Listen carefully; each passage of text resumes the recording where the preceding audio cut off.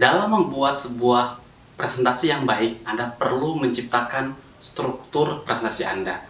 Untuk itu ada berbagai teknik yang bisa Anda gunakan.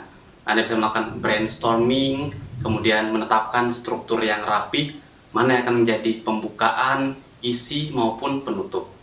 Dalam video berikut ini, saya akan menjelaskan salah satu teknik favorit yang paling sering saya pakai dalam merancang atau mempersiapkan sebuah presentasi, yaitu menggunakan mind map. Di sini saya akan menjelaskan langkah demi langkah bagaimana saya menggunakan mind map untuk menciptakan sebuah struktur sebuah presentasi, sehingga ketika saya membawakan presentasi tersebut, saya akan mampu membawanya dengan baik, dengan menarik, dan saya akan ingat runtutannya secara logis dari awal sampai akhir. Mari kita saksikan video berikut ini.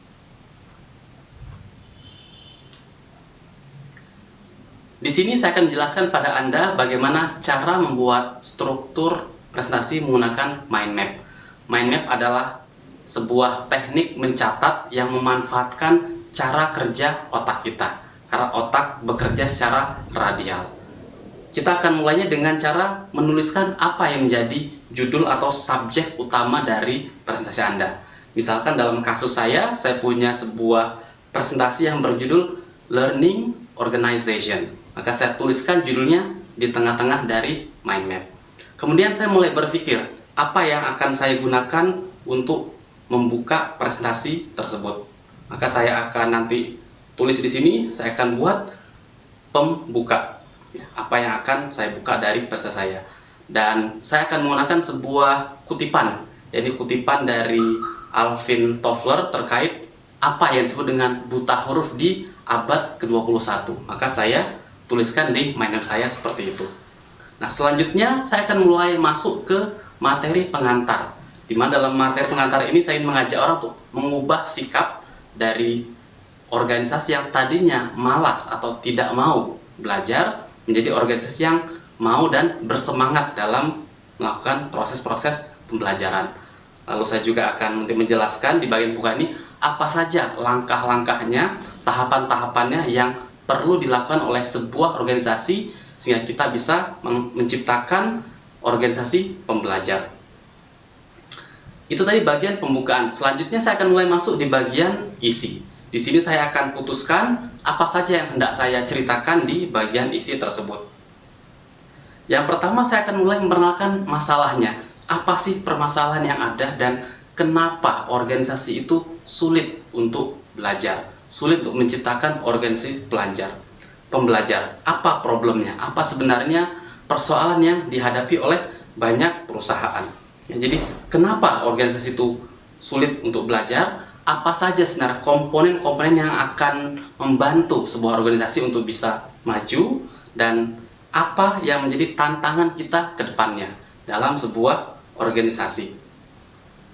Selanjutnya saya akan mulai mengajak audiens untuk melihat solusi yang ditawarkan. Solusi di sini bisa berupa bagaimana cara kita mengubah paradigma dari karyawan, orang-orang yang ada di sebuah organisasi yang tadinya mereka tidak tertarik untuk menciptakan organisasi yang saling belajar satu dengan yang lain.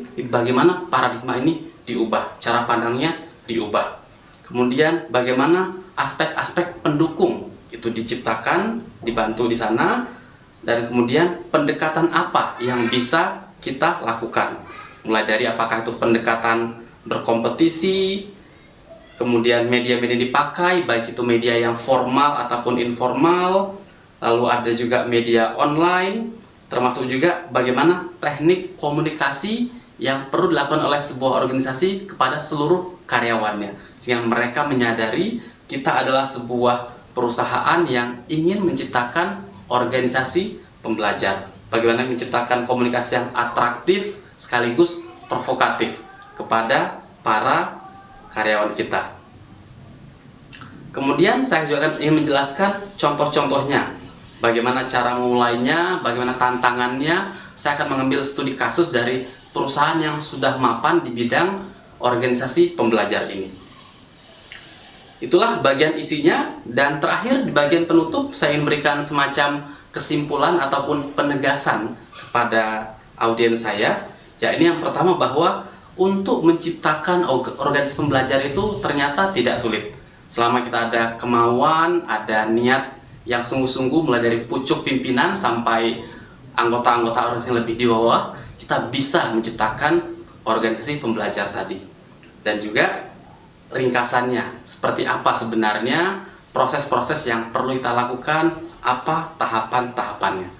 Dan sekarang hanya dalam tempo 5 menit saja saya bisa menciptakan sebuah struktur sederhana, apa yang akan menjadi isi presentasi saya, apa yang akan saya bahas dalam komunikasi saya, sehingga saya pun nantinya bisa menyusun slide yang baik, sekaligus saya juga punya sebuah bahan bagaimana saya menyampaikannya secara verbal kepada audiens saya nantinya.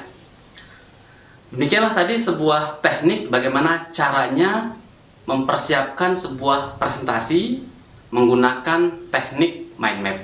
Jika Anda tertarik untuk belajar lebih lanjut, Anda bisa berkunjung ke website saya di presentasi.net. Anda bisa mendownload e-book, termasuk juga Anda bisa mendapatkan berbagai contoh-contoh slide yang menarik, baik itu slide yang inspiratif maupun slide dalam konteks bisnis. Dan jika Anda ingin secara khusus berlatih bagaimana caranya berpresentasi dengan baik, dengan menarik, Anda juga bisa mengundang saya untuk tampil di organisasi Anda untuk memberikan training presentasi memukau yang sudah kami bawakan di banyak perusahaan di Indonesia. Dan jika juga Anda tertarik untuk belajar secara khusus bagaimana membuat mind map, bagaimana menggunakan mind map sebagai tools untuk meningkatkan produktivitas, Anda bisa berkunjung ke trainingmindmap.com, di mana saya bersama sahabat saya Pak Johan Yoga akan membantu Anda untuk menjadi seseorang yang memiliki thinking tools yang mampu membantu Anda dalam menyelesaikan persoalan, menstrukturkan pemikiran, dan menggunakan teknik mind map untuk berbagai aplikasi di dunia bisnis. Terima kasih Anda sudah menyaksikan video ini. Saya berharap video ini akan bermanfaat buat Anda. Sampai bertemu kembali dalam video-video selanjutnya. Saya Muhammad Nur dari presentasi.net.